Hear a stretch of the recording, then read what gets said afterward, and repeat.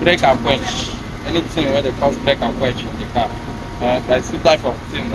Number one, some cars have the many sensors, carting sensor or whatever, like 2.4 or Spider or some all these kilos.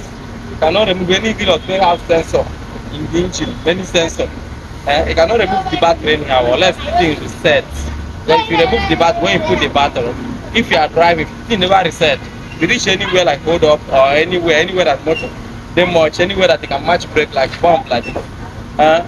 So something like that, motor will off. When motor will match brake, the motor off, it's brake and quench. It's what we call brake and quench. That is because of the brake and quench. Sometimes the sensor or battery, motor will have sensor, don't need to remove the battery.